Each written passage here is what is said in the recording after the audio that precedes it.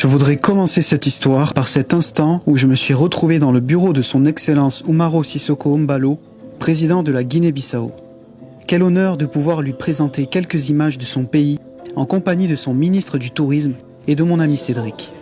Laissez-moi à présent vous parler de ce pays, ou du moins de son archipel, le plus secret d'Afrique. Situé au large de la Guinée-Bissau, entre le Sénégal et la Guinée-Conakry, l'archipel des Bijagos est sans contexte l'un des plus beaux archipels au monde. Mais c'est surtout une destination inconnue pour beaucoup d'entre nous. Sauvage et situé à l'écart du monde moderne, ancienne colonie portugaise, l'archipel des Bijagos compte 88 îles, pour la plupart inhabitées. Les Bijagos possèdent une nature incroyablement riche et variée. Savanes, palmeraies, plages de sable blanc, mangroves, forêts tropicales et une biodiversité unique au monde. Tortues, lamantins, hippopotames marins et plein d'autres. D'ailleurs, depuis 1996, l'archipel des Bijagos a été classé réserve de la biosphère par l'UNESCO. Destination encore protégée du tourisme de masse et intrusif, les îles des Bijagos sont un paradis tropical où les hommes vivent en parfaite harmonie avec la nature. Les habitants mettent un point d'honneur au respect des êtres qui les abritent, qui les nourrissent, qui les soignent et qui les protègent. Cette partie de l'Afrique ne vous laissera certainement pas indifférent. Permettez-moi de revenir sur quelques moments forts de mon passage sur l'archipel des Bijagos. On s'apprêtait à partir voir une danse sur une île et en fait le guide qui était en tête a marché sur un petit serpent. Il s'en est pas rendu compte et Cédric est arrivé après, il dit qu'apparemment c'est une vipère qui est très venimeuse. Allons voir de plus près. Donc c'est de là que sort le venin. Je pourrais l'attraper, mais comme on n'a aucun anti-venin sur moi, il faut que j'évite de prendre ce risque là. Tu vois, c'est un bébé vitis. Muto dangerous. Très très très dangereux. Comme à son habitude, Cédric a pris tous les risques pour nous donner des explications détaillées sur ce spécimen, et il en était d'ailleurs très fier. Le seul faux pas, et l'issue aurait pu être fatale pour lui. Je rappelle que Cédric Paula est un expert de la faune, et nous partageons ensemble l'amour pour la nature. Donc bon, là on l'a assez manipulé, on va le relâcher tranquillement, dans la brousse, pas sur le chemin. Pour la plupart d'entre vous, je suppose que vous l'aurez tué ce bébé serpent. Chaque être vivant, végétal et animal, répond à un équilibre parfait. Si chacun d'entre nous respecte cet équilibre, la Terre continuera de nous accueillir encore longtemps. En parlant toujours d'équilibre et d'animaux, on a rencontré Laurent de l'île de Kéré qui a pactisé avec des abeilles pour qu'elles lui donnent du miel contre des ruches sécurisées en plein cœur d'une forêt.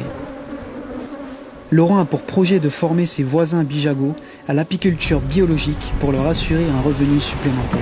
Au passage, je rappelle que les abeilles sont indispensables au cycle de la vie sur Terre. Nouvelle expérience unique qu'on est en train de vivre sur les Bijagos avec Laurent de l'île de Kéré, la production de miel et je vous assure que c'est flippant pour la première fois. Dans cet écolodge, sur l'île de Kéré, on a choisi le meilleur espace pour poser notre tente et se faire bercer par les vagues. Laurent a construit son petit paradis qu'il nous a partagé en compagnie de sa femme Sonia et de son équipe. Et pour le reste du temps, ce n'était que de l'aventure et de l'émerveillement dans ces eaux incroyablement colorées. Sur l'île de Laurent, nous avons également appris à prendre à l'océan que ce dont nous avions besoin pour nous nourrir. C'est quoi? Tu vas le baisser, En bas, le plastique, là où il y a le plastique. Allez.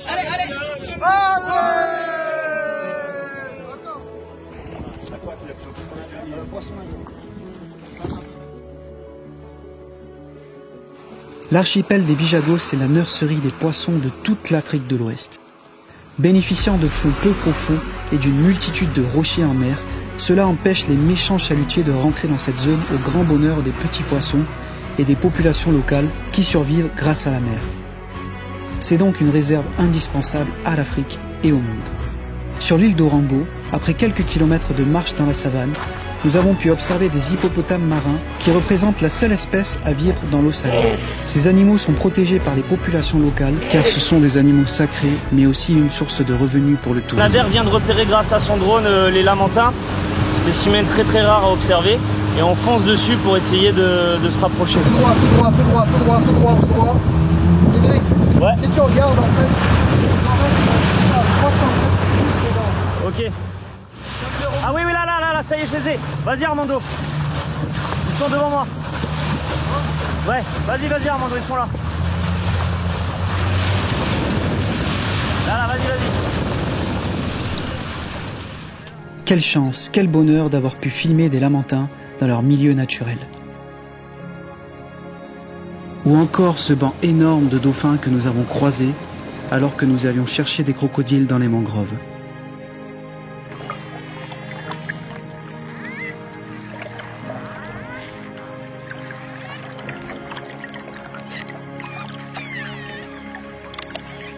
Et ce vol majestueux que nous avons effectué avec ces flamants roses. C'est ici que j'ai appris que les bijagos accueillent l'une des plus grandes concentrations d'oiseaux migrateurs en Afrique.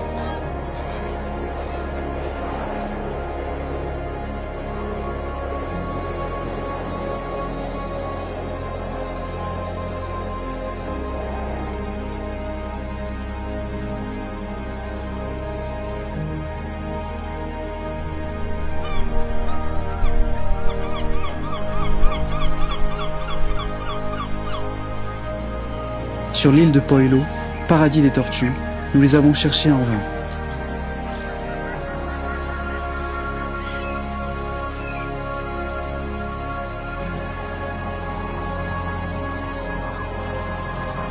Elles avaient quand même pris le temps de nous désorienter en traçant des étoiles sur le sable derrière elles. Direction l'île de Caravela, où nous nous sommes immiscés dans la culture du peuple bijago.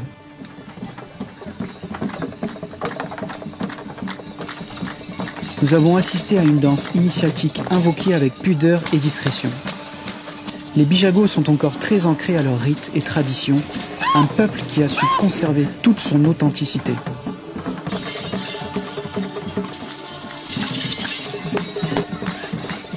Sur l'île de Karache, nous avons rencontré des femmes qui vivent principalement du ramassage de coquillages, base de leur alimentation. En passant du temps avec elles et en prenant quelques photos, nous avons aussi contribué à leur apporter une source de revenus supplémentaires, un vrai projet communautaire. Avant de partir, et grâce au drone, nous avons pu trouver des piscines naturelles au milieu des mangroves. Du pur bonheur.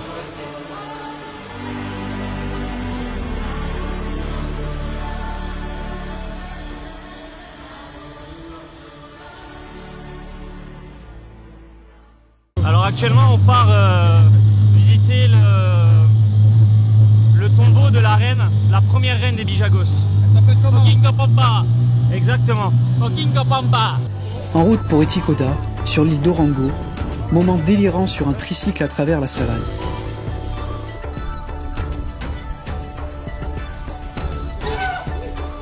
Ici, nous avons visité la tombe de la reine Okinga Pampa, qui est morte en 1930 et toujours vénérée pour sa sagesse légendaire.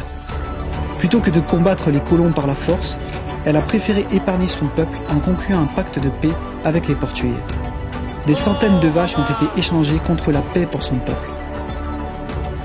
Un peuple qui vit en paix, mais aussi un peuple extrêmement généreux et accueillant. Écoute, c'est des cébettes, c'est des espèces de petits coquillages qui préparent avec du riz là. Et comme on n'a pas mangé depuis hier, franchement j'ai faim et en plus c'est bon. Tant à partager, tant à offrir. J'aurais constaté que les bijagos vivent une vie matérielle simple, sans superflu, guidée par le spirituel, où l'harmonie avec le cosmos est une priorité tout au long de leur passage sur Terre. Merci à la Guinée-Bissau et à son président Umaro Sissoko Ombalo de nous avoir donné l'opportunité de vivre ce rêve. L'archipel des bijagos est un petit paradis sur Terre que je vous encourage à visiter. Pour l'amour de la faune, de la flore, pour l'amour des îles et pour l'amour du continent africain et de son peuple.